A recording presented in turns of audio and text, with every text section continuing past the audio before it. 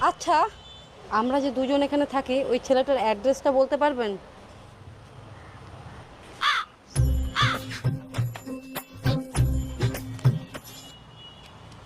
ছেলের অ্যাড্রেসটা তো সম্পূর্ণ বলে দিব, তাছাড়াও ছেলের সম্পর্কে আরও অনেক কিছু জানি, কিন্তু বলবো না। কেন?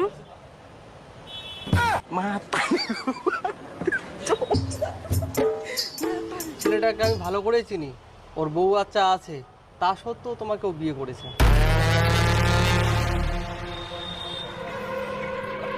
দাদা, আপনি যখন সবই জানতেন তাহলে কেন এতদিন বলেননি ও বিবাহিত? চুলকায় ঘা করবা তুমি আর মলম লাগিয়ে দিব আমি? নিজে চুলকে ঘা করেছো, নিজে মলম লাগিয়ে নাও।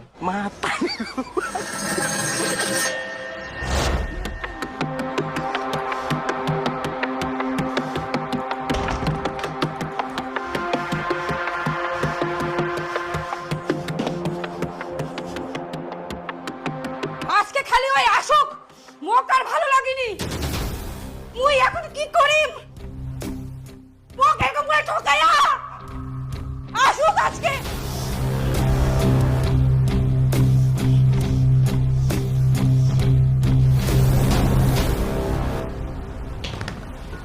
ওই গো খুলো। শিবি এত দেরি খালি দরজা খুলতে?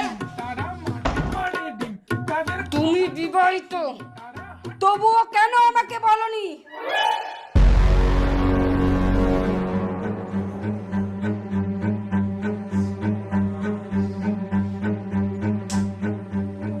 তুমি কিভাবে জানলা? আমি যেভাবে জানতে পারি না কেন? হ্যাঁ কি না সেটা বলো। হ্যাঁ আমি বিবাহিত, তাতে কি হয়েছে? বউ থাকতেও আমাকে ভালোবেসে বিয়ে করেছো, তুমি এত বড় চিটার। আমি যদি চিটার হই, তুমি তো চিটার নি।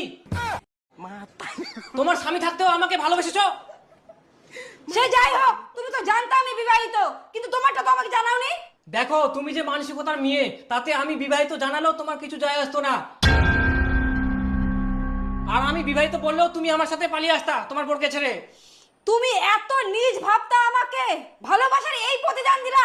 ধুর, ভালোবাসা? তুমি তো বিবাহিত, তোমাকে আবার নতুন করে কি ভালোবাসবো? তুমি ভালোবাসো তাই থাকতে হয় আছি।